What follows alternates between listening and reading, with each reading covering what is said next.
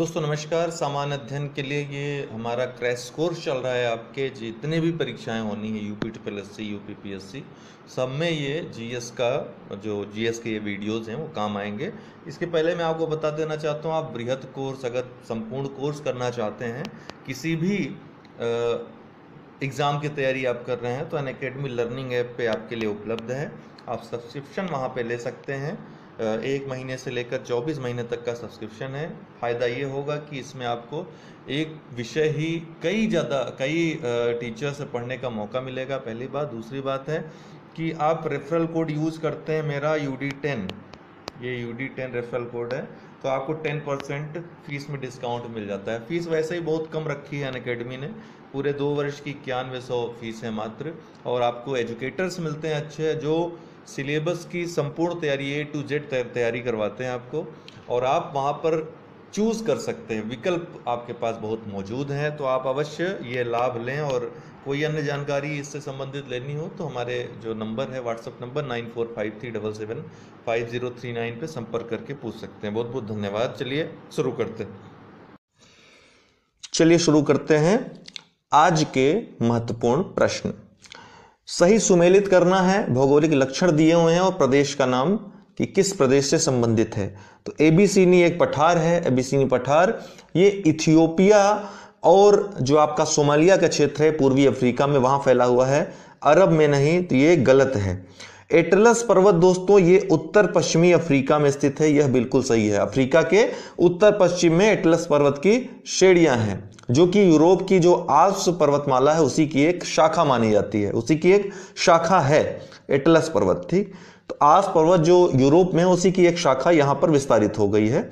ये उत्तर पश्चिमी अफ्रीका है, तो यही सही सुमेलित है। बाकी जो गुयाना उच्च भूमि है यह ब्राजील की उत्तरी सीमा में है, ठीक है, तो यह दक्षिण पश्चिम अफ्रीका में नहीं है, यह दक्षिण अमेरिका में है गुयाना उच्च भूमि। और ओकोवांगा द्रोणी ये दोस्तों यह दक्षिण अफ्रीका में फैला हुआ है, पेटागोनिया में नहीं है, ठीक है, यह दक्षिण अफ्रीका में है। दक्षिण अफ्रीका में कहां कहां है? अंगोला, बोत्सवाना, नामीबिया और जिम्बाब्वे के भी कुछ हिस्सों में फैला हुआ है। अगला है दक्षिण पूर्वी एशिया में। दक्षिण पूर्वी एशिया में दक्षिण से उत्तर की ओर जाने पर नीचे दिए गए नगरों की सही स्थिति क्रम क्या होगा? अर्थात आप दक्षिण से उत्तर जा रहे हैं, इस दिशा में जा रहे हैं, तो क्या क्रम होगा सही? इतना तो आप जानते होंगे, सबसे नीचे इंडोनेशिया है, इंडोनेशिया के ऊपर सिंगापुर है, फिर थाईलैंड है और फिर वियतनाम आता है, ठीक है, फिर वियतनाम आता है। यहां पर साइड में ये लेकिन ऊपर है। तो यहां पर थाईलैंड की राजधानी दी हुई है बैंकॉक, हनोई वियतनाम की राजधानी है, जकार्ता इंडोनेशिया की राजधानी थी, अभी नई राजधानी क्या बनी है, कौन सी राजधानी नई बनी आपको बताना है। तो आप कमेंट बॉक्स में बता सकते हैं। कमेंट बॉक्स आज से हम ओपन कर रहे हैं ताकि हम कुछ क्वेश्चन आपसे करें तो आप उसका उत्तर भी दे सकें। सिंगापुर ये ठीक इंडोनेशिया के ऊपर है, ठीक इंडोनेशिया है, इसके ऊपर सिंगापुर है। तो फिर सबसे नीचे क्या हो जाएगा? इंडोनेशिया, फिर सिंगापुर हो जाएगा, और फिर आपका बैंकॉक हो जाएगा, और फिर हनोई हो जाएगा। अर्थात 3, 4, 1, 2 इसका उत्तर होगा। सी इसका उत्तर हो जाएगा, ठीक है, सी इसका उत्तर हो जाएगा। यहां पर आप देख सकते हैं कि सबसे नीचे आपका इंडोनेशिया यहां जकार्ता है, ठीक है, जकार्ता के बाद आपका सिंगापुर आया, यहां पे सिंगापुर के बाद आपका और उत्तर जाने पर ये थाईलैंड का बैंकॉक आया, और फिर ये वियतनाम आया, ठीक है, यहां पे वियतनाम आया, और इसकी राजधानी हनोई एकदम उत्तर में आप देखेंगे, लाओस के ऊपर हनोई वहां पर है। तो दक्षिण से उत्तर जाएंगे तो इसी क्रम में ये पढ़ेंगे। अगला है निम्नलिखित में से किस पश्चिम अफ्रीकी देश की सीमा दक्षिणी अटलांटिक महासागर को नहीं छूती है? दक्षिणी अटलांटिक महासागर को नहीं छूती है। तो आइए हम सबसे पहले हम मानचित्र देखते हैं अफ्रीका का। तो हम पश्चिमी अफ्रीका में देखें तो सेनेगल भी जो दक्षिणी अटलांटिक महासागर है उसके तट पर स्थित है। सियरा लियोन भी स्थित है, पश्चिमी जो अफ्रीका का तट है यह दक्षिणी अटलांटिक महासागर के तट पे स्थित है और लाइबेरिया भी स्थित है। लेकिन माली कहां पे है? यहां पर है। ये स्थलबद्ध है। ये माली जो है स्थलबद्ध कंट्री है, स्थलबद्ध देश है, तो इसका उत्तर हो जाएगा माली। ठीक है, माली तट पर स्थित नहीं है, स्थलबद्ध है, बाकी तीनों तट पर स्थित हैं। देखिए अभी हमारा भूगोल और इतिहास का सीरीज मैं चला रहा हूं, बीच बीच में क्वेश्चन के अलावा आपको कॉन्सेप्ट भी मैं बताता जाऊंगा। तो ये पूरी मिक्स सीरीज आएगी, 8 बजे रात में आएगी, 10 मिनट पहले या बाद हो सकता है, लेकिन आप 8 बजे तैयार रहिएगा, नोटिफिकेशन आ जाएगा अगर आपने चैनल को सब्सक्राइब किया है। चलिए हिस्ट्री के क्वेश्चंस देख लेते हैं। ये विभिन्न पेड ग्रुप्स हमारे चल रहे हैं टेलीग्राम पे, आपको ज्वाइन करना हो तो व्हाट्सएप नंबर दिया हुआ है, संपर्क कर सकते हैं। वैशाली के कुंडग्राम में हुआ था। ऋजुपालिका नदी के तट पर साल वृक्ष के नीचे उन्हें कैवल्य की प्राप्ति हुई। इनका प्रथम शिष्य इनका जमाता या जमाई जमाली बना। इनकी माता का नाम यशोदा तथा पुत्री का नाम प्रियदर्शना था। उपरोक्त में से सत्य कथन आपको चुनना है, कौन कौन से सत्य होंगे। तो महावीर स्वामी का जन्म वैशाली के कुंडग्राम में हुआ था, बिल्कुल सत्य है। उनका जन्म कब हुआ था? 540 ईसा पूर्व में हुआ था कुंडग्राम में। और मृत्यु कहां हुई थी? पावापुरी में। 72 वर्ष की उम्र में 468 ईसा पूर्व में इनकी मृत्यु हुई थी। इनके बचपन का नाम वर्धमान था दोस्तों। दूसरा है ऋजुपालिका नदी के तट पर साल वृक्ष के नीचे उन्हें कैवल्य की प्राप्ति हुई। यह ध्यान रखने वाली बात है कि गौतम बुद्ध ने 6 वर्ष तपस्या की थी, जबकि महावीर स्वामी ने 12 वर्ष तपस्या की थी। 30 वर्ष की आयु में इन्होंने घर छोड़ा था, अर्थात तपस्या प्रारंभ की थी। 42 वर्ष की अवस्था में इनको ऋजुपालिका नदी के किनारे जिम्भिक ग्राम के समीप एक साल वृक्ष के नीचे कैवल्य या ज्ञान की प्राप्ति हुई थी। तो दूसरा स्टेटमेंट भी बिल्कुल सही है। तीसरा है इनका प्रथम शिष्य इनका जमाता जमाली बना, बिल्कुल सत्य है, इनका ये प्रथम शिष्य था।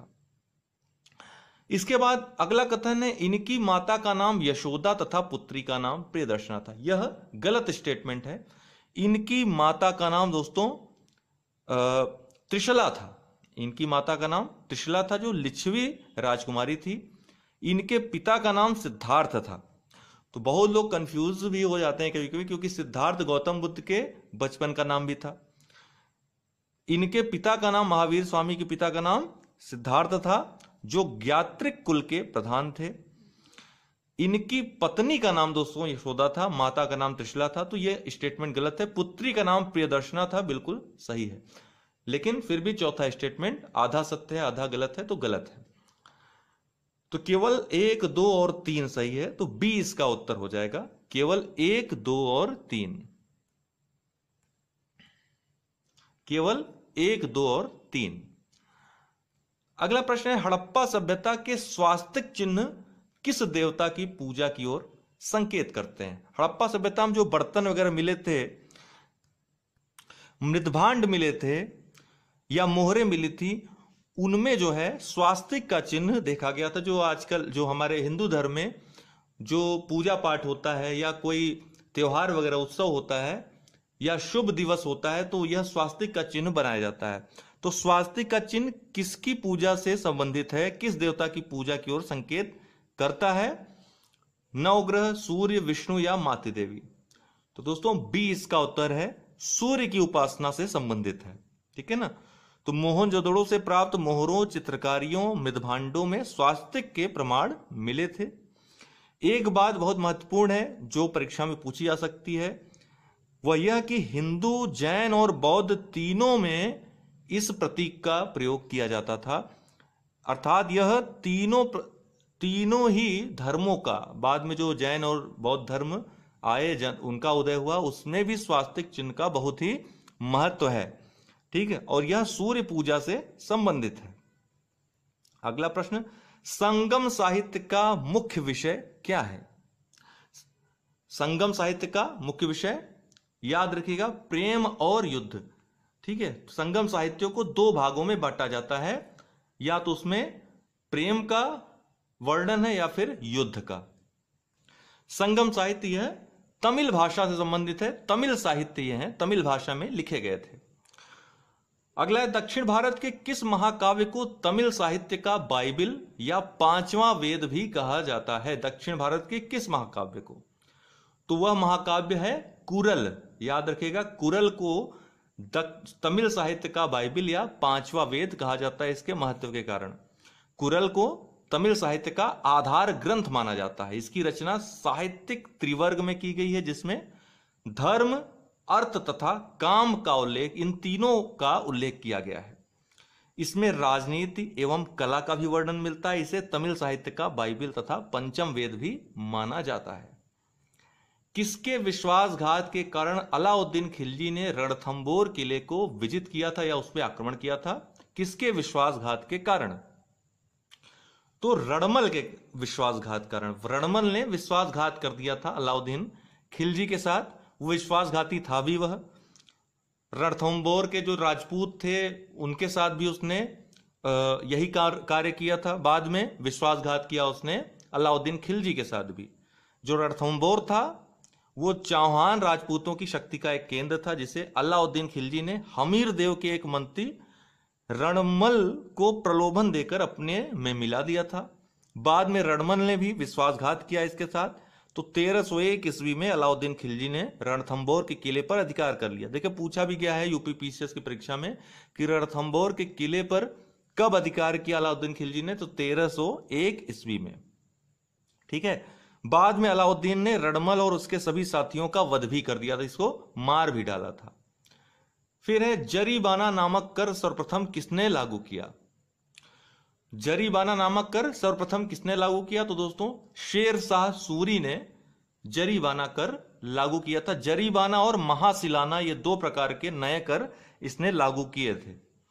इसके अलावा शेर शाह सूरी ने भूमि की माप के लिए सिकंदरी गज का प्रयोग करवाया था। यह भी पूछ लेता है कि सिकंदरी गज का प्रयोग किसने करवाया था?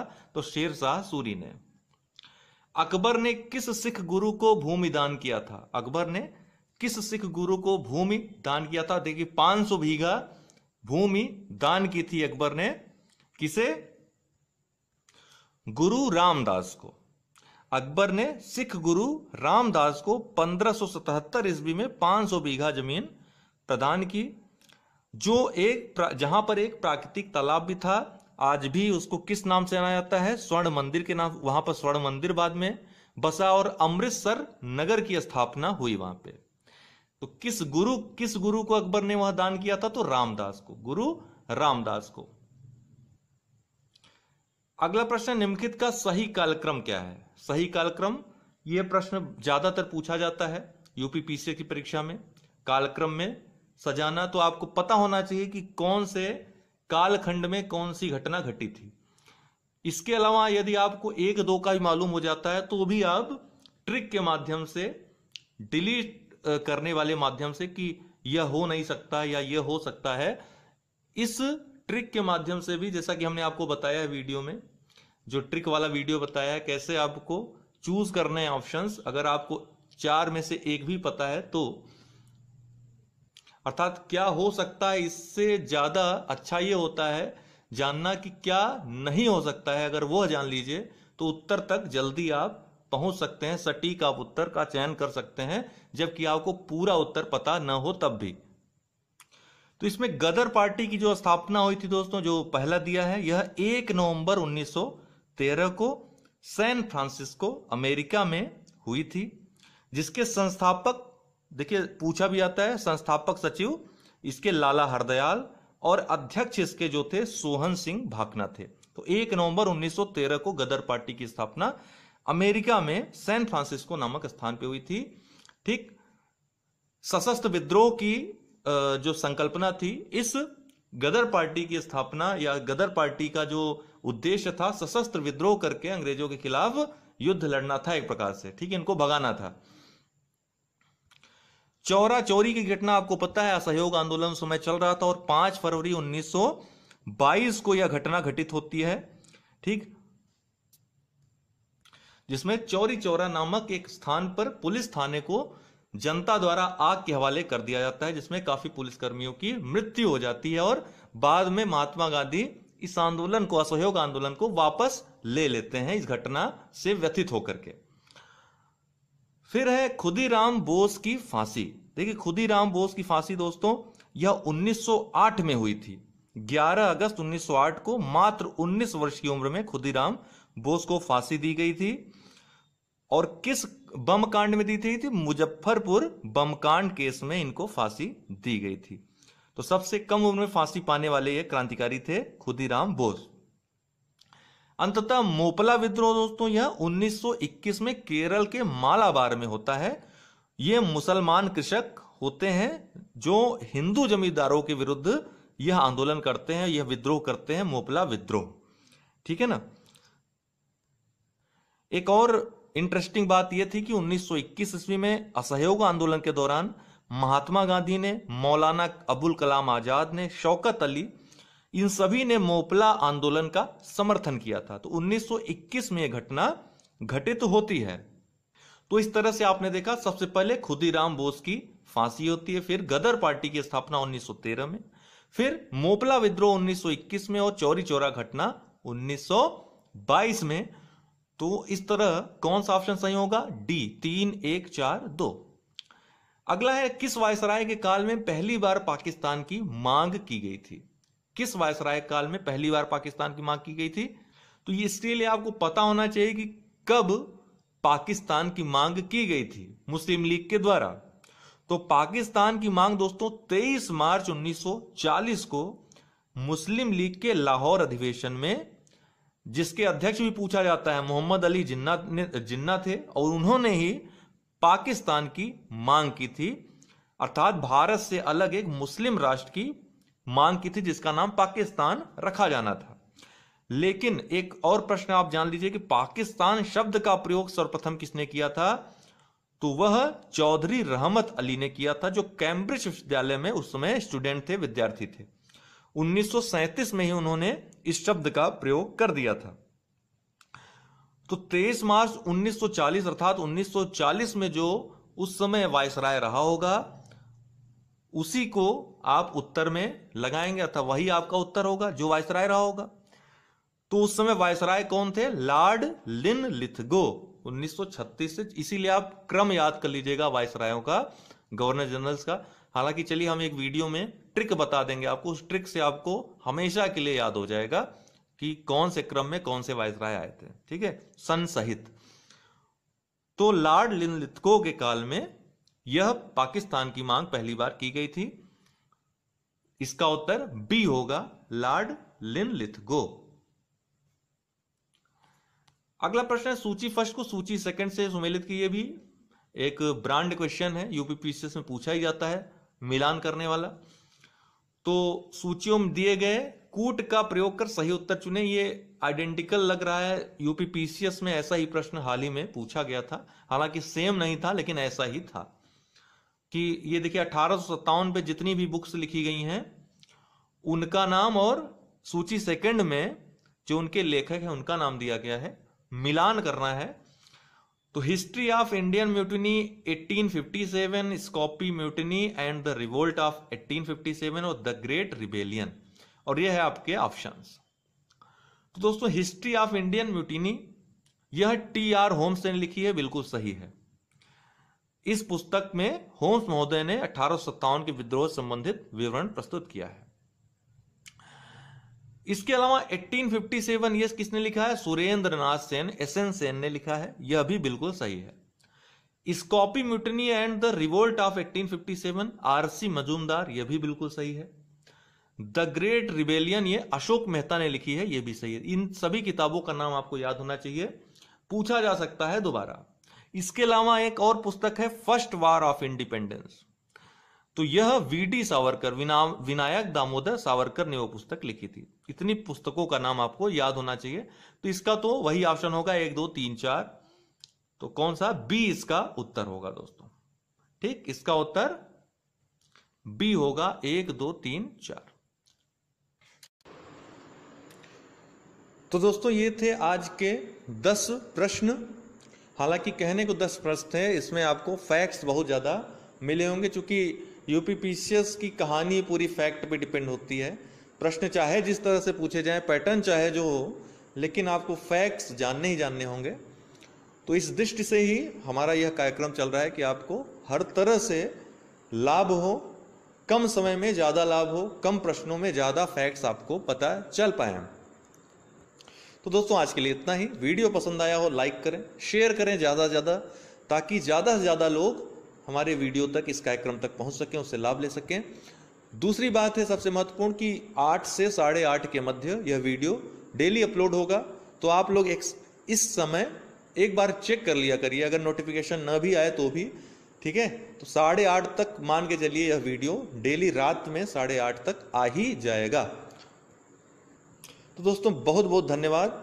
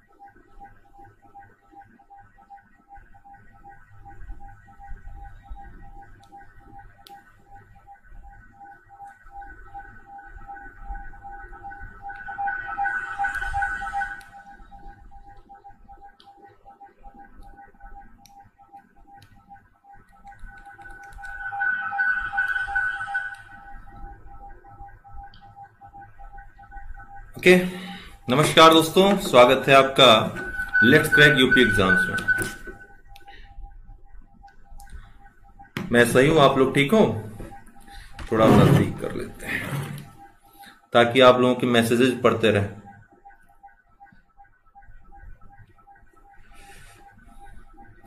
तो स्टार्ट करते हैं। पॉलिटी चल रहा है हम लोगों का।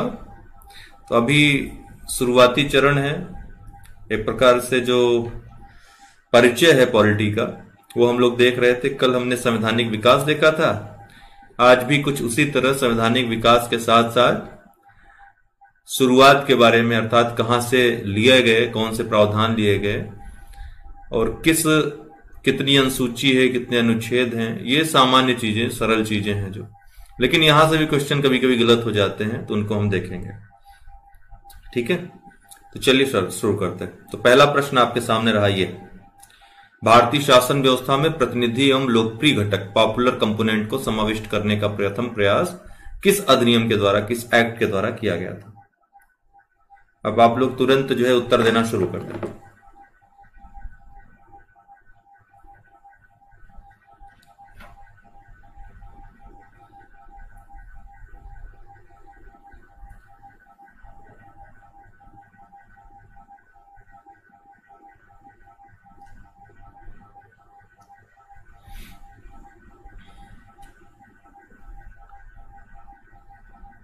क्या बात है, सब बी उत्तर दे रहे हैं भाई।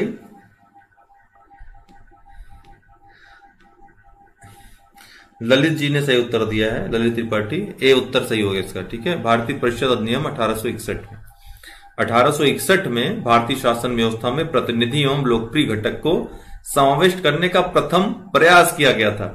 प्रयास और शामिल कर देने में अंतर है। आप लोग जो बी ऑप्शन बता रहे हो, यहां पर प्रयास को सफलता मिली थी, और यहां पे क्या है, प्रश्न को सही ढंग से अगर नहीं पढ़ेंगे तो ऐसे ही धोखा खाएंगे। समाविष्ट करने का प्रथम प्रयास किया गया था? किस अधिनियम के द्वारा? भारतीय परिषद अधिनियम 1861 के द्वारा। ए इसका उत्तर होगा। तो भारतीय परिषद अधिनियम 1861 के द्वारा वायसराय की परिषद का विस्तार किया गया तथा इसमें भारतीय प्रतिनिधियों को शामिल करके उन्हें विधायी कार्यों में भागीदारी प्रदान की गई। इस अधिनियम के द्वारा वायसराय की परिषद में विधिवेत्ता के रूप में 1/5वें सदस्य को शामिल किया गया। इसके द्वारा पोर्टफोलियो सिस्टम की शुरुआत भी 1861 के अधिनियम के द्वारा की गई थी। नेक्स्ट है, भारत के संविधान में उद्देशिका का विचार लिया गया है। किससे लिया गया है? तो सरल प्रश्न है। उद्देशिका, प्रस्तावना का विचार कहां से लिया गया है?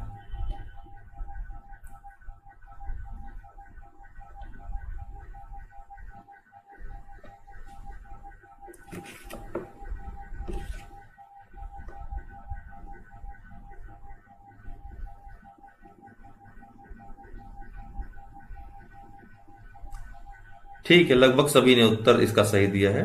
डी होगा, उद्देशिका का विचार, प्रस्तावना का विचार यहां पे लिखा है। अगर सिर्फ प्रस्तावना लिखा होता तो वो ऑस्ट्रेलिया का संविधान हो जाता, लेकिन यहां पर ऑस्ट्रेलिया ऑप्शन में है नहीं, तो ऑस्ट्रेलिया होता तो आपको थोड़ा लॉजिक लगाना होता। उद्देशिका का विचार यूएसए के संविधान से लिया गया है, लेकिन उद्देशिका की जो भाषा है वो ऑस्ट्रेलिया के संविधान से ली गई है। ये बात आपको ध्यान में रखनी है, ठीक। क्योंकि यहां पर ऑस्ट्रेलिया दिया नहीं है, इसलिए आपको बहुत आसानी हुई ये उत्तर देने में, लेकिन अगर ऑस्ट्रेलिया होता तो आपको थोड़ा सा मुश्किल हो जाती, क्योंकि प्रस्तावना या प्रस्तावना की भाषा पूछेगा तो ऑस्ट्रेलिया होता है उत्तर, और विचार, उद्देशिका का विचार जो होता है, मतलब आधार कौन रहा उद्देशिका को लेने का, तो यूएसए का संविधान। डी इसका उत्तर।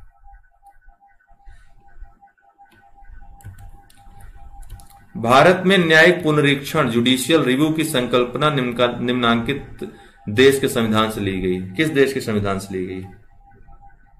न्यायिक पुनरीक्षण की संकल्पना।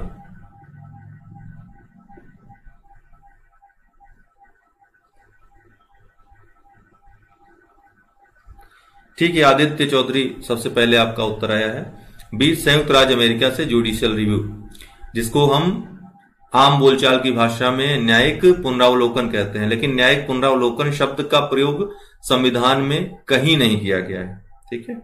कहीं भी न्यायिक पुनरावलोकन शब्द का प्रयोग नहीं है, लेकिन जुडिशियल रिव्यू ये भाषा न्यायिक पुनरावलोकन को बल देती है। बी इसका उत्तर, उसका आधार यही है, जुडिशियल रिव्यू।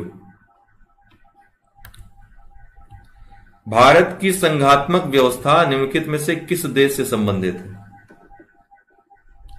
संघात्मक व्यवस्था निम्नलिखित में से किस देश से संबंधित है? आपको पता है भारत की संघीय व्यवस्था अमेरिका की संघीय व्यवस्था से अलग है। अमेरिका में जहां राज्यों को अलग शक्तियां प्रदान की गई हैं, राज्य का अलग अस्तित्व है एक प्रकार से, लेकिन भारत में ऐसा नहीं। भारत में केंद्र को ज्यादा प्रबल बनाया गया है। कई मामलों में केंद्र के पास शक्तियां आ जाती हैं, राज्यों की भी शक्तियां केंद्र के पास आ जाती हैं। तो यहां पर अर्धसंघीय प्रकार की व्यवस्था है। हालांकि यहां अर्धसंघीय कहीं लिखा नहीं हुआ है, स्ट्रक्चर संघात्मक ही है भारत का, लेकिन एकात्मक का स्वरूप प्रदान किया गया, एकात्मक शक्तियां प्रदान की गई हैं केंद्र को। तो इसका जो उत्तर होगा, सबने उत्तर सही दिया है। दलीप कुंवर ने सबसे पहले इसका उत्तर सही दिया है, कनाडा। ठीक है, कनाडा से संघात्मक व्यवस्था जो है कनाडा से ली गई है। कनाडा के स्थान पे 2016 के एग्जाम में, 2016 की ही परीक्षा थी शायद, यूपीपीसीएस 2016 या 2017 मुझे याद नहीं आ रहा है, उसमें कनाडा के स्थान पे उत्तर अमेरिका संविधान शब्द यूज किया गया था। तो काफी लोगों को कंफ्यूजन हुई, काफी लोगों ने वो प्रश्न गलत कर दिया। तो कनाडा के स्थान पे अगर उत्तर अमेरिकी संविधान लिख देगा तो उत्तर अमेरिका में ही कनाडा आता है, संयुक्त राज्य अमेरिका कनाडा दोनों आते हैं। तो कनाडा आता है तो वो आपका मोस्ट अप्रोप्रिएट आंसर हो जाएगा। Okay, yes, British north America ये शब्द यूज किया गया था एकदम। एनपीजी आपको याद है 2017 में आया था ये। तो ब्रिटिश नॉर्थ अमेरिका ये शब्द का प्रयोग किया गया था कनाडा के स्थान पे। तो काफी लोगों को कंफ्यूजन हुई, लोगों ने गलत कर दिया था उत्तर। भारत के संविधान में सम्मिलित समवर्ती सूची किस देश की देन है?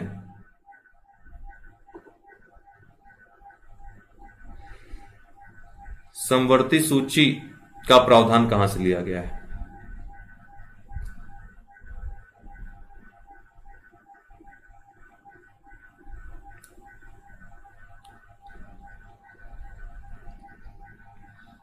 ठीक है, सबका उत्तर सही है। बी, प्रिंस तिवारी ने सबसे पहले उत्तर दिया इसका। ऑस्ट्रेलिया, ऑस्ट्रेलिया के संविधान से समवर्ती सूची का प्रावधान लिया गया है। 3 सूचियां हैं 7वीं अनुसूची में भारत के भारतीय संविधान के, संघ सूची, राज्य सूची और समवर्ती सूची। संघ सूची में जिसपे केंद्र कानून बनाता है, राज्य सूची में राज्य को शक्तियां प्रदान की गई हैं, कुछ अपवादिक समय को छोड़ करके राज्य ही कानून बनाएगा उस पर।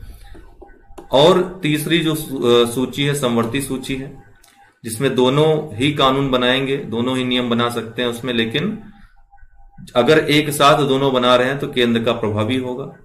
और एक 248 अनुच्छेद में अवशिष्ट शक्तियों का सिद्धांत है जो कि केंद्र को मिली हुई है, केंद्र उस पर कानून बना सकता है। तो ये ऑस्ट्रेलिया से ली गई है, समवर्ती सूची का प्रावधान ऑस्ट्रेलिया से लिया गया है। राज्यसभा के गठन में प्रतिभा, अनुभव एवं सेवा को प्रतिनिधित्व देने में भारतीय संविधान निर्माता निम्नलिखित उदाहरण से प्रभावित हुए थे। राज्यसभा के गठन में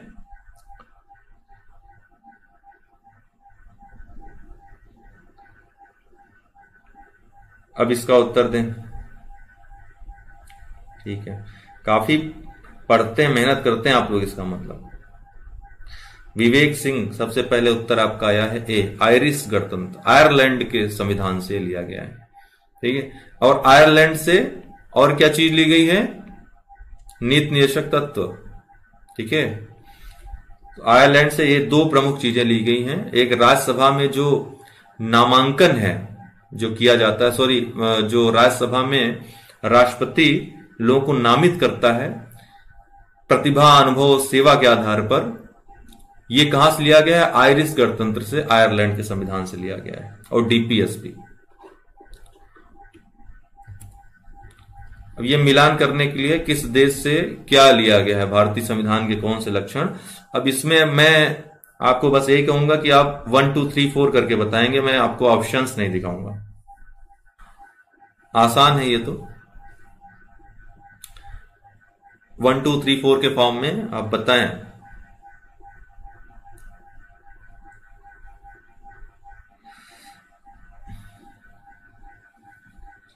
पूरा कंप्लीट आंसर।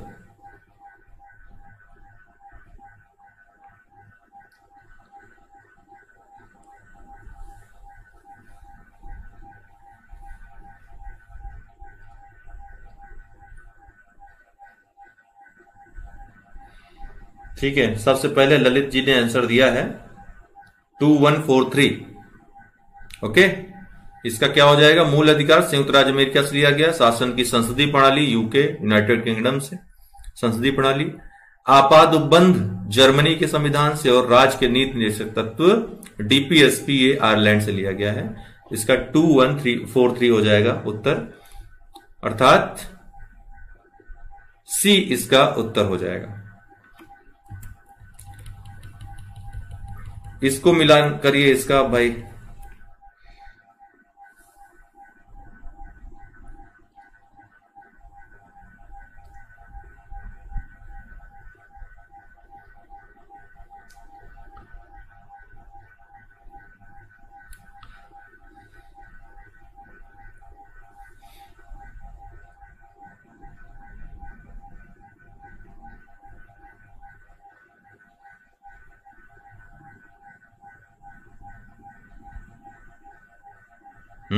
पूजा जी ने सबसे पहले उत्तर दिया इसका, पूजा सिंह ने। 4312 मौलिक अधिकार अमेरिकी अधिकार पत्र से, 4 होगा राज्य की नीति निर्देशक तत्व, ये आयरिश संविधान से।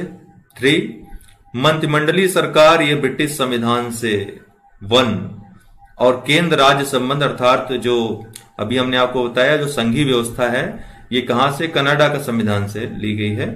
तो इसका जो है 4312 हो जाएगा,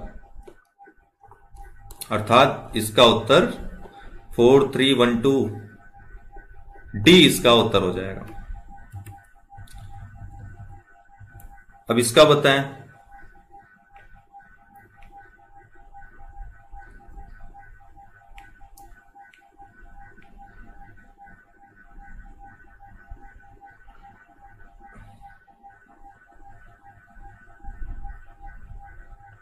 वो 2143 आपका आराधना जी, वो पिछले प्रश्न का उत्तर है। ये मतलब 2 प्रश्न इसके पीछे चले गए।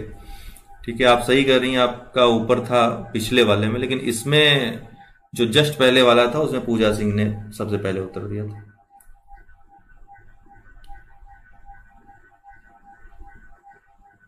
अच्छा,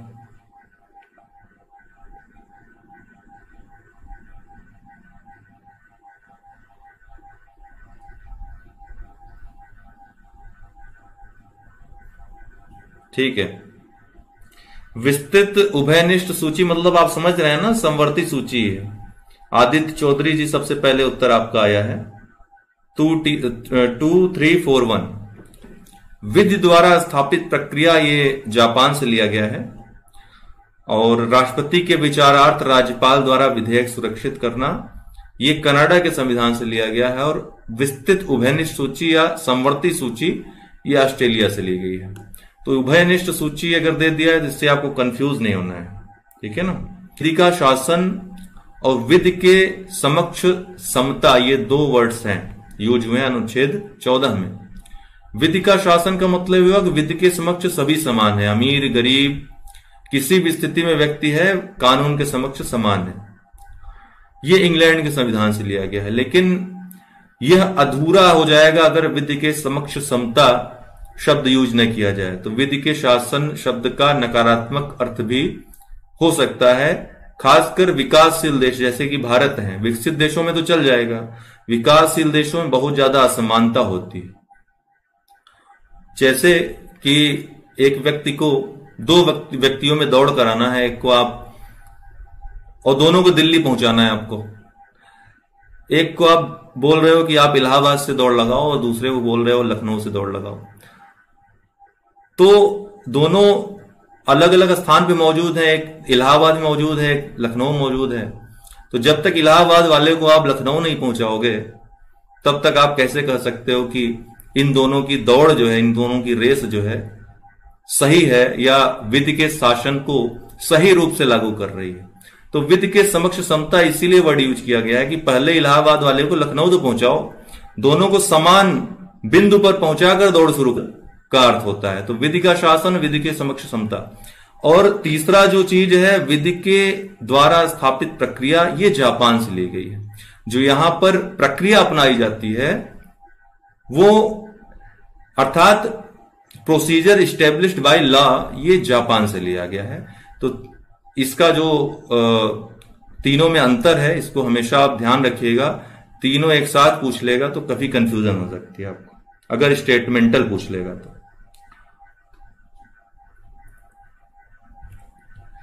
लिखित संविधान का प्रारंभ किस देश से हुआ था? अब लिखित संविधान सबसे पहले किस देश में जन्म हुआ था लिखित संविधान का, बताइए। ठीक है सनत जी, सीसेट के लिए स्पेशल क्लास अनअकैडमी पे ही दे देंगे हम, ठीक है ना। अनअकैडमी आप लर्निंग ऐप डाउनलोड इंस्टॉल कर लें, वहीं पर हम सीसेट के लिए स्पेशल क्लास दे देंगे। अच्छा,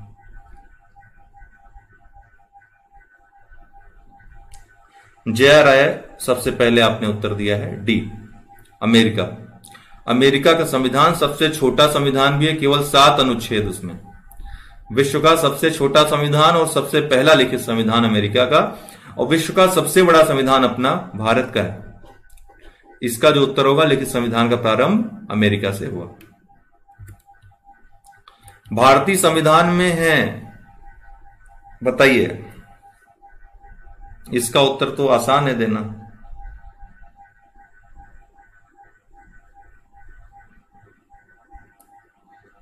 भारतीय संविधान में कितने आर्टिकल्स हैं?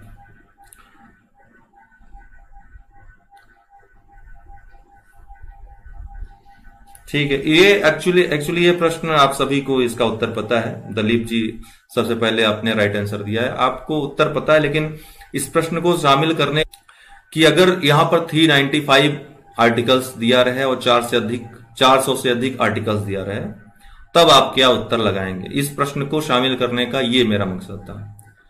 तो अनुच्छेद तो 395 ही हैं, ठीक है, 395 ही अनुच्छेद हैं, लेकिन ये जो सब आर्टिकल्स जुड़े हैं, अर्थात गणना के आधार पर यदि पूछेगा, अगर गिनती की जाए तो कितने हैं, अगर गणना शब्द का यूज कर दिया जाए तब 400 से अधिक, 450, 460 जो भी है वो आप करोगे। लेकिन यदि भारतीय संविधान में कितने अनुच्छेद हैं, 395 ही हैं अनुच्छेद। सब आर्टिकल्स को अगर गिनेंगे, गणना करेंगे, तब जाके 400 से अधिक होते हैं, ठीक है। इसी तरह भाग पूछेगा तो मूलतः जो 22 भाग थे, 22 भाग अभी भी हैं, लेकिन 4 भाग बाद में जोड़े गए। चौथा कौन सा जुड़ा, 97वां संविधान संशोधन 2011 के द्वारा एक नया भाग 9ख जोड़ा गया, जिसमें जो है सहकारी संस्थाओं को संवैधानिक दर्जा दे दिया गया है। तो कुल 4 बाद में जोड़े गए भाग, लेकिन ये भाग भी सब पार्ट्स के रूप में है, पार्ट्स नहीं है, तो 22 भाग ही हैं। अनुसूचियों को संख्या दी गई तो अनुसूचियां 12 हैं, पहले 8 थी, बाद में 4 जुड़ी, अब 12 हो गई, ठीक है ना।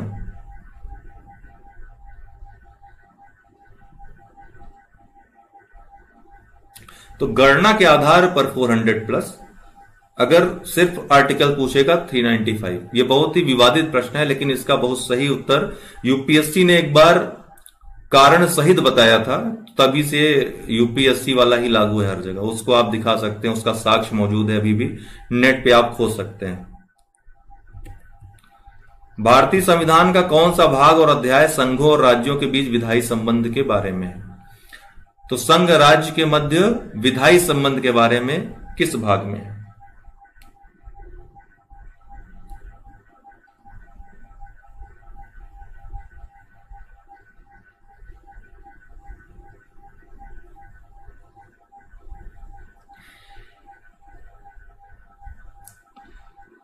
ठीक, दिवाकर पांडे जी का आंसर सही है। भाग 11 अध्याय 1, भाग 11 के अध्याय 1 में संघ राज्य विधायी संबंध के बारे में दिया हुआ है। भारतीय संविधान के भाग 11 अध्याय 1 अर्थात अनुच्छेद 245 से 255 तक संघ और राज्यों के बीच विधायी संबंध हो, जबकि अध्याय 2 जो 256 से 263 है वो प्रशासनिक संबंधों के बारे में है। भारतीय संविधान की निम्न दी गई अनुसूचियों में से कौन सी एक राज्य के नामों की सूची तथा उनके राज्य क्षेत्रों का ब्यौरा देती है।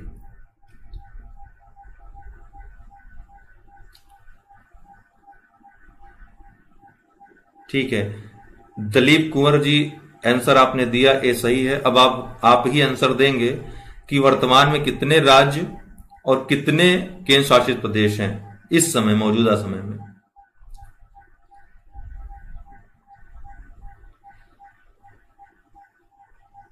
वर्तमान में कितने राज्य और कितने केंद्र शासित प्रदेश हैं।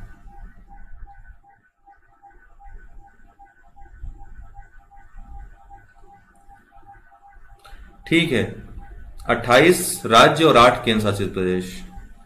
अभी सबसे नया केंद्र शासित प्रदेश कौन बना है पता है आपको? नाम पता है कौन सा केंद्र शासित प्रदेश एकदम जस्ट अभी बना है? नहीं, 9 थे, अभी 8 हो गए, 2 को मिलाकर 1 बना दिया गया।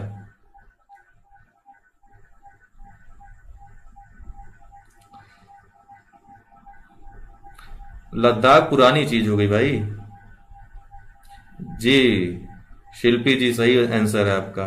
दमन दीव और दादरा नगर हवेली को मिलाकर के 1 बना दिया गया। अब 1 ये केंद्र शासित प्रदेश हो गए। इस तरह केवल 8 केंद्र शासित प्रदेश बचे और 28 राज्य बचे। इनका जी, और इसकी राजधानी पता है आपको? जी बिल्कुल, आदित्य चौधरी जी को राजधानी पता है, दमन कैपिटल बना है। ठीक है, दमन अब कैपिटल होगा।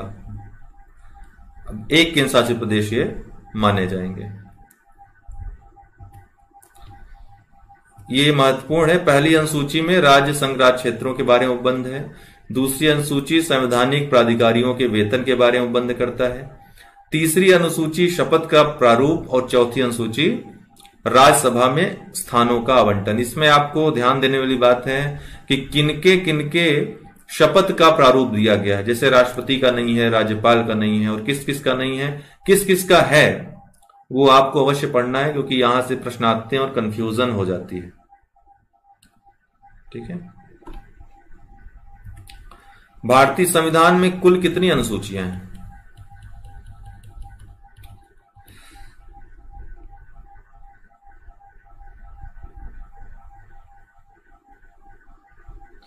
जी जी जी, सही कह रहे हैं। हाई कोर्ट मुंबई रहेगा। मुंबई इसका कोर्ट होगा। दलीप जी ने सही आंसर दिया है, सही बात बताई है।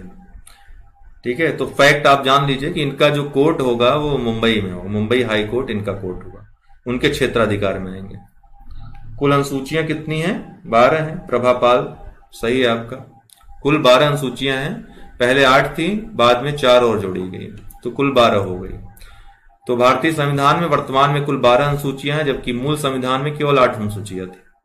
9वीं अनुसूची प्रथम संविधान संशोधन 1951 के द्वारा, 10वीं अनुसूची 92वें संविधान संशोधन 1985 के द्वारा, दल बदल जिसमें है, 11वीं एवं 12वीं, जिसमें 11वीं में आपका पंचायतें हैं, 12वीं में नगर पालिकाएं हैं। तो ये 73वें और 74वें संविधान संशोधन के द्वारा जोड़ी गई थी। ये 4 बाद में जोड़ी गई।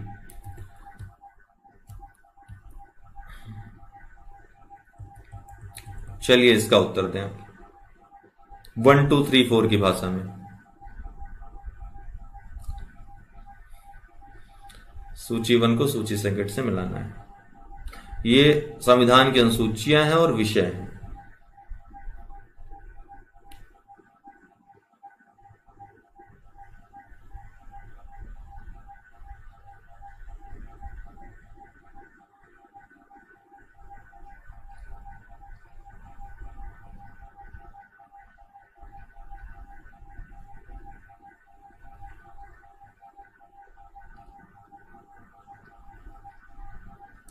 आराधना अवस्थी जी का सबसे पहले उत्तर है 3421। ठीक है, 3421 चतुर्थ में राज्यसभा में स्थानों का आवंटन है, और छठे में जनजाति क्षेत्रों के बारे में है, उनके प्रशासन के बारे में। 8वें में भाषा है 2, और 9वें में भूमि सुधार संबंधित प्रावधान है। ठीक है, तो इसका जो उत्तर होगा 3421, अर्थात सी इसका उत्तर होगा। तो चौथे में राज्यसभा में स्थानों का आवंटन है, छठे में जनजाति क्षेत्रों के बारे में, 5वां 6ठा दोनों जनजाति क्षेत्रों के बारे में, 8वीं में भाषा है और 9वें में भूमि सुधार है। भारत के संविधान के अंतर्गत आर्थिक योजना का क्या विषय है? आर्थिक योजना का विषय, या मतलब किसका विषय है? ये राज्य सूची का है, संघ सूची का है, समवर्ती सूची में है कि है ये? नहीं, आर्थिक नियोजन या आर्थिक योजना।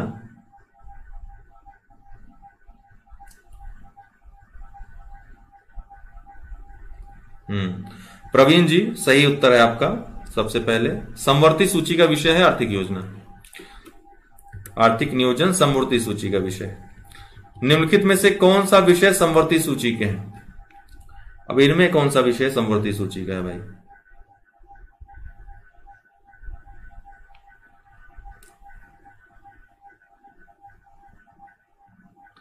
सनत कुमार श्रीवास्तव सही उत्तर है आपका बी, आपराधिक मामले। बाकी पुलिस, रेडियो, पुलिस जो है राज्य सूची का है। ठीक है, रेडियो टेलीविजन ये संघ सूची का है, विदेशी मामले संघ सूची का है, आपराधिक मामले ये समवर्ती सूची के हैं। बी इसका उत्तर होगा। ठीक,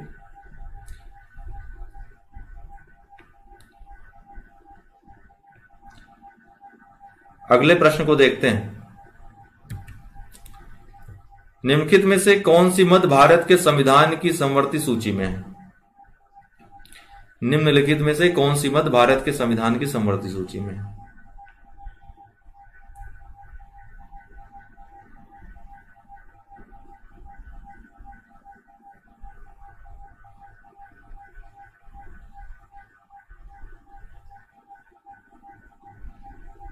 ठीक है, इसका तो काफी लोग सही दे रहे हैं। जया राय जी सही है। ए, जनसंख्या नियंत्रण और परिवार नियोजन, ये समवर्ती सूची का है। ठीक है, ए इसका उत्तर होगा। बाकी किसके हैं बताएं? लोक स्वास्थ्य और स्वच्छता किसका विषय है? लोक स्वास्थ्य और स्वच्छता किसका विषय है? संघ सूची, राज्य सूची, समवर्ती सूची?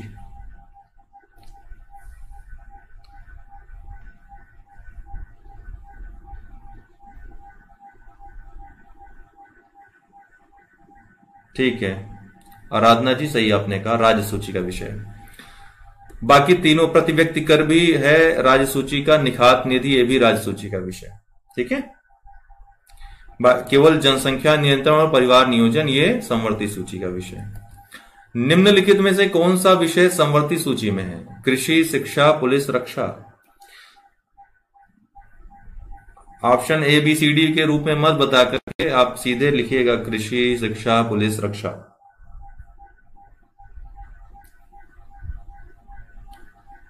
समवर्ती सूची पूछ रहा है। पूजा सिंह का आंसर सबसे पहले आया है बी, शिक्षा समवर्ती सूची का विषय है।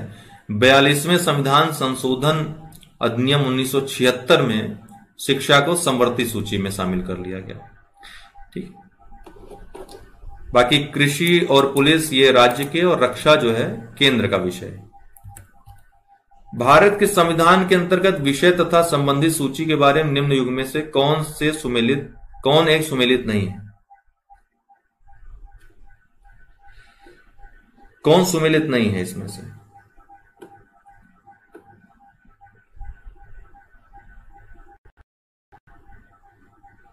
हाँ, वन भी था। वन को भी समवर्ती सूची में 1976 42वें संविधान संशोधन 1976 में ही शामिल किया गया।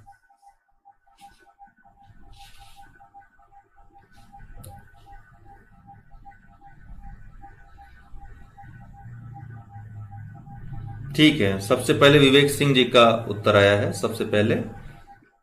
नहीं, प्रवीण राय का उत्तर सबसे पहले। ठीक है, शेयर बाजार समवर्ती सूची का विषय नहीं है। बाकी तीनों सही है। वन समवर्ती सूची में, डाकघर बचत बैंक ये भी संघीय सूची में है, जन स्वास्थ्य राज्य सूची में है, शेयर बाजार ये भी संघीय सूची में होगा, समवर्ती सूची में नहीं।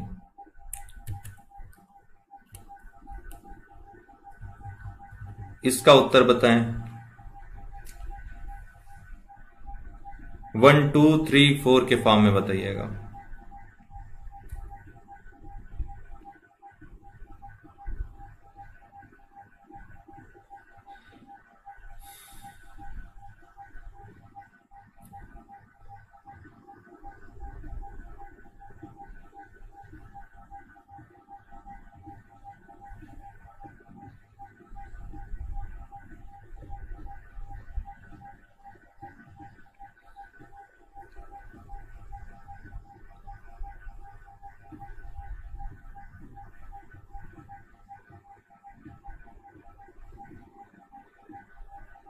उत्कर्ष मिश्रा, ये हमारे नाम, इन्होंने मेरा भी नाम धारण कर रखा है, मिश्रा जी ने, तो बहुत अच्छा लगा आपका नाम यहां पर देख करके।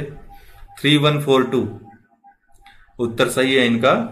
सबसे पहले तो केंद्र सूची, जनगणना केंद्र सूची में आएगा। पुलिस और सार्वजनिक व्यवस्था राज्य सूची का विषय है। समवर्ती सूची का विषय कौन सा है? जनसंख्या नियंत्रण और परिवार नियोजन। अक्सर लोग जनगणना और जनसंख्या नियंत्रण परिवार नियोजन में अंतर नहीं कर पाते, इससे क्या होता है, कंफ्यूजन की स्थिति क्रिएट हो जाती है। देखिए, जनगणना अलग चीज है, जनसंख्या नियंत्रण परिवार नियोजन अब अलग चीज है। तो जहां जनगणना आएगा वो केंद्र सूची में आ जाएगा, जनसंख्या नियंत्रण परिवार नियोजन ये समवर्ती सूची में आ जाएगा। और अवशिष्ट विषय, इसमें अंतरिक्ष अनुसंधान अवशिष्ट विषय है ये, अर्थात शुरुआत में नहीं थे, ये अवशिष्ट विषय है। 248 इसमें केंद्र कानून बनाता है, तो ये जो है आपका उत्तर हो जाएगा 3142, अर्थात ए आपका उत्तर राइट होगा। भारतीय संविधान की 7वीं अनुसूची के अंतर्गत संघ सूची में निम्नलिखित में से किसका उल्लेख नहीं है?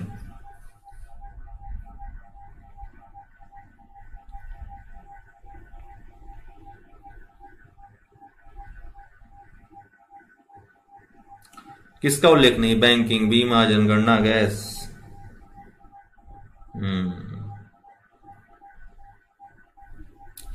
ठीक है, गैस नहीं आता है। हाँ, बाकी तीनों। कौन दिया है सबसे पहले आंसर? विवेक सिंह। तो संघ सूची में गैस का उल्लेख नहीं है। ठीक, बाकी बैंकिंग, बीमा, जनगणना ये केंद्रीय सूची में है। डी इसका उत्तर होगा। पंचायती राज विषय निम्नलिखित में से किस सूची में सम्मिलित है? पंचायती राज या स्थानीय स्वशासन, कई लोगों को इस रूप में मालूम हो। गैस स्टेट का विषय सही है। पंचायती राज विषय निम्नलिखित में से किस सूची में सम्मिलित है? ठीक है, प्रिंस तिवारी, सबसे पहले आपका उत्तर आया है बी, राज्य सूची का विषय। पंचायती राज या स्थानीय स्वशासन ये राज्य सूची का विषय होता है। निम्नलिखित में से कौन सा विषय भारतीय संविधान की 7वीं अनुसूची की सूची 3 समवर्ती सूची में शामिल है?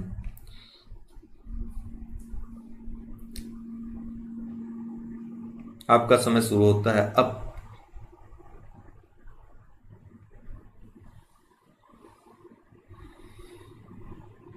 ठीक है, पहला उत्तर मिला, पहला ही सही। पूजा सिंह जी ने सबसे पहले उत्तर दिया है ए, दंड प्रक्रिया। सीआरपीसी जो है, दंड प्रक्रिया संहिता या दंड प्रक्रिया संबंधी जो प्रावधान है वो समवर्ती सूची में शामिल है। बाकी पुलिस राज्य में है, लोक व्यवस्था राज्य में है, कारागार राज्य में है। विवाह, विवाह विच्छेद और गोद लेना संविधान की 7वीं सूची में निम्नलिखित के अंतर्गत सम्मिलित किए गए हैं। विवाह, विवाह विच्छेद और कारागार समवर्ती में है। केंद्र का भी केंद्रीय कारागार भी होता है। विवाह, विवाह विच्छेद और गोद लेना संविधान की 7वीं सूची में निम्नलिखित के अंतर्गत सम्मिलित किए गए हैं। किसके?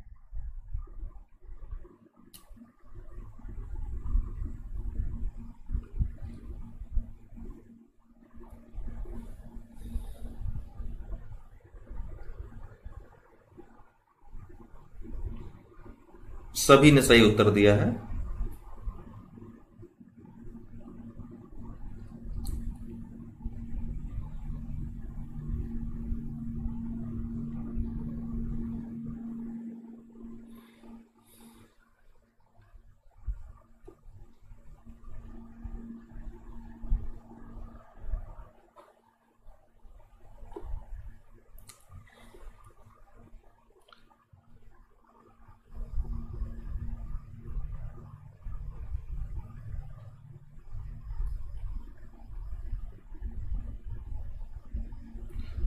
ये अचानक, एक सेकंड दोस्तों, थोड़ा वेट करिएगा।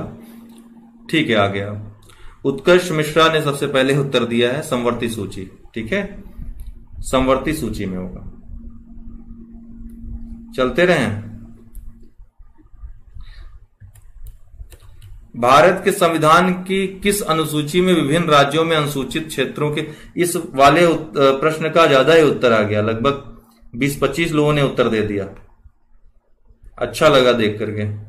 भारत के संविधान की किस अनुसूची में विभिन्न राज्यों में अनुसूचित क्षेत्रों के प्रशासन और नियंत्रण के लिए विशेष उपबंध है?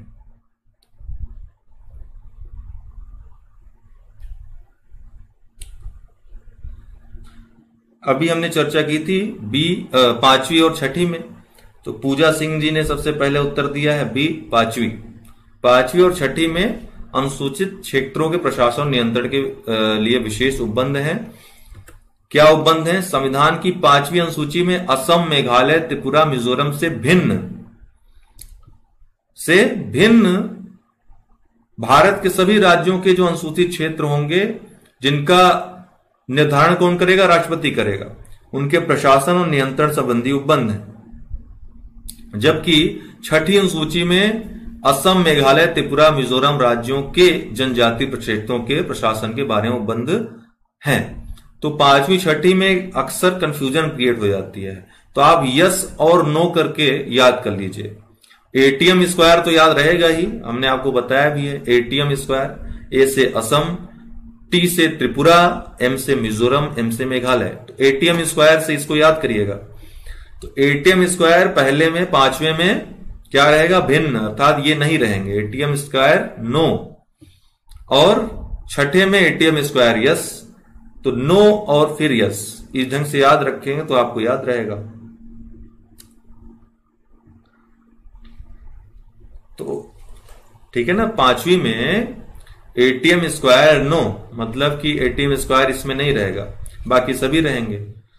और छठे में एटीएम स्क्वायर रहेगा तो यस, पहले नो फिर यस। कौन?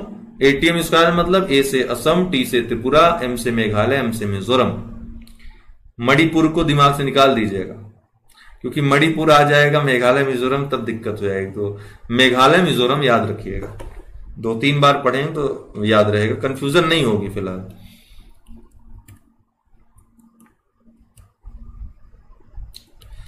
संविधान की अनुसूची 6 इनमें से किस राज्य में लागू नहीं हो? देखिए, इसी प्रकार का एक प्रश्न 2019 के पीसीएस प्रीलिम्स में आया था, तो अभी हमने चर्चा की। अब बताइए नाम, संविधान की अनुसूची 6 इनमें से किस राज्य में लागू नहीं होती है? लागू नहीं होती है बोल रहा है। ठीक है प्रवीण राय जी, अभी हमने वही बात कही, मणिपुर, डी, मणिपुर में लागू नहीं होती, असम, मेघालय, त्रिपुरा और मिजोरम में लागू होती है। तो यहां एटीएम स्क्वायर अगर पढ़े रहेंगे मात्र तो यहां एटीएम स्क्वायर पूरा दिखेगा, ए टी तो अलग कर लेंगे, मेघालय मणिपुर में आपको कंफ्यूजन हो जाएगी। तो इसीलिए याद रखने के लिए मैं बोल रहा हूं जी। पूजा जी, बहुत लोगों से गलत हुआ था ये प्रश्न, अमूमन गलत हो गया था, क्योंकि यस और नो में लोगों को कंफ्यूजन हो गई थी कि किसमें है किसमें नहीं है। एटीएम स्क्वायर तो मैक्सिमम लोगों को याद ही रहता है। अच्छा, बस इतना ही है, चलिए आज इतना ही। तो अच्छा लगा आप लोगों को?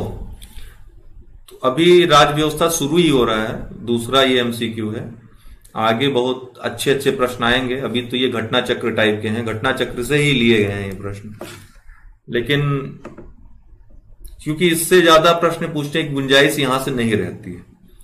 आगे प्रश्न जो टफेस्ट हो सकते हैं वो राज व्यवस्था से बनेंगे आप लोगों के लिए, ताकि आप लोगों को सोचने पर, विचारने पर मजबूर कर दें। ऐसे प्रश्न राज व्यवस्था से बने तभी सही है, क्योंकि राज व्यवस्था सबसे ज्यादा अगर जी, उसमें भी चुनिंदा प्रश्न हमने शामिल किए हैं।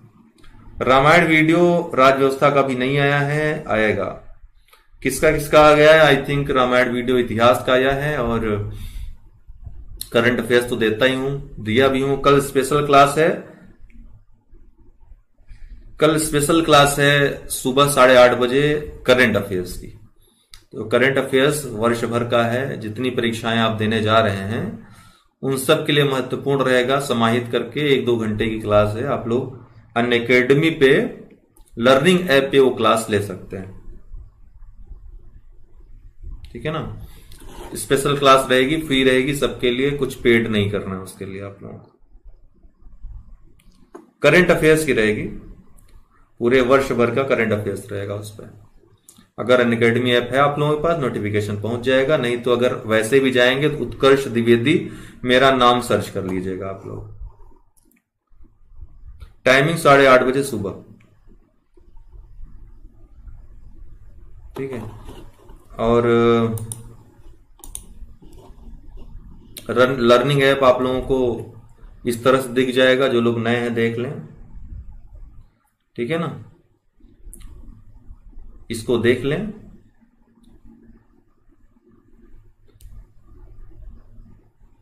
लर्निंग ऐप है, इसमें आप लोग प्लस कोर्स भी ज्वाइन कर सकते हैं जो चल रहे हैं वहां पे, मंथली या ईयरली या 2 ईयर का। और ये UD10 आपको जो दिख रहा है ये मेरा रेफरल कोड है, इसको यूज करके आप वहां पे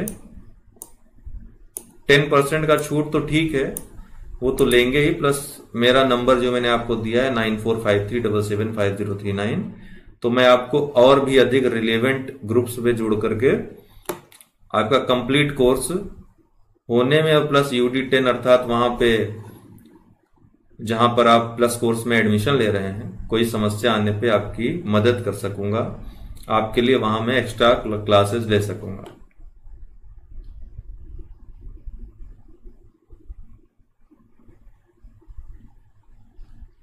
YouTube पे नहीं आएगी स्पेशल क्लास कल वाली, लेकिन हाँ स्पेशल क्लास जब भी आएगी तो हम आपको यूट्यूब पे इसी तरह बता देंगे, जैसे आज बता रहे हैं रात 8 बजे में, तो ये बता दूंगा कि कब कब स्पेशल क्लास है मेरी और किस चीज की है। तो कल करंट अफेयर्स की आप लोग अवश्य देखें, एक बार करंट का रिवीजन हो जाएगा, उसका पीडीएफ मैं ग्रुप्स में अपने जो है प्रोवाइड करा दूंगा, जो ग्रुप्स हैं उसमें आपको पीडीएफ मिल जाएंगे उसके। और कोई प्रश्न आप लोगों का?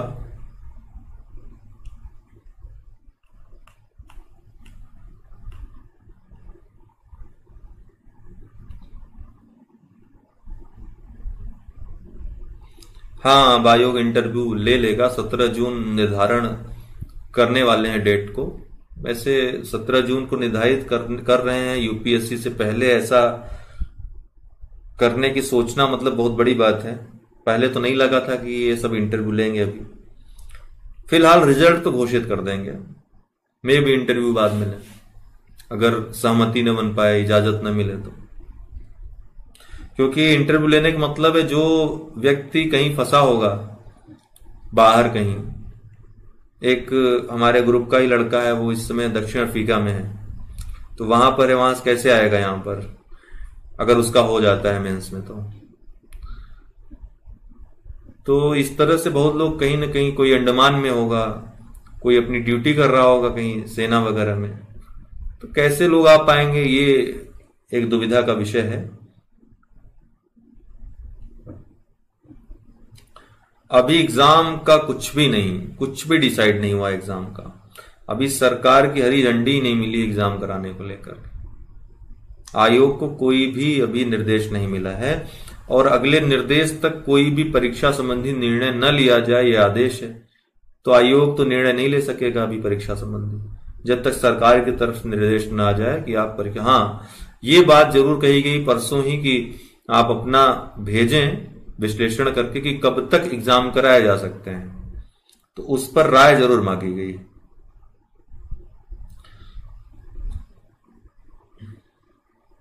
यूपीएससी तो तभी लेगा जब चीजें एकदम सामान्य हो जाएंगी, क्योंकि प्रीलिम्स उसका देने के लिए लंदन, यूएस, कनाडा, हर जगह से लोग आते हैं, तो वो चीज को समझता है। यूपीएससी लेता भी उन्हीं लोगों को है, आपको पता होगा।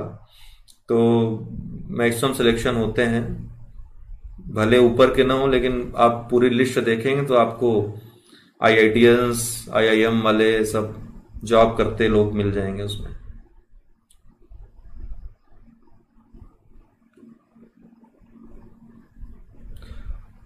तो यूपीएससी इन सब चीजों का ध्यान रखेगा कि कोई ऐसा ना हो कि एग्जाम से वंचित रह जाए।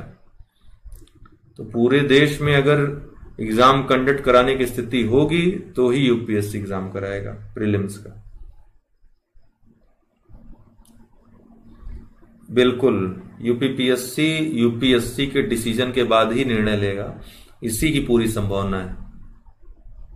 क्योंकि एग्जाम में सम्मिलित ज्यादा यूपीएससी से ज्यादा लोग यूपीपीसीएस से एग्जाम में बैठते हैं, आपको मालूम होगा ये चीज।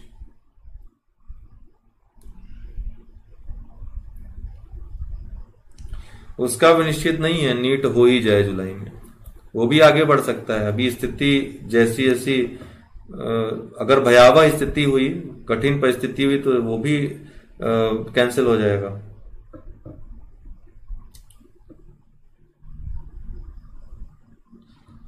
मैं प्रयागराज में हूं इस समय वैसे, आदित्य जी।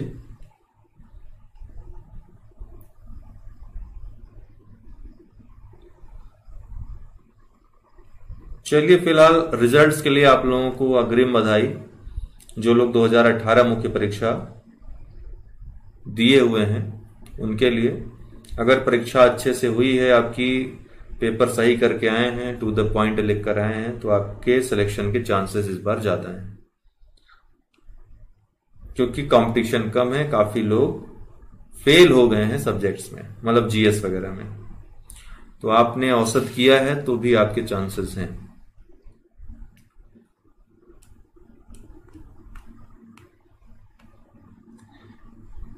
ठीक है, धन्यवाद बहुत बहुत। आज का सेशन यहीं पर समाप्त होता है। जय हिंद, जय भारत।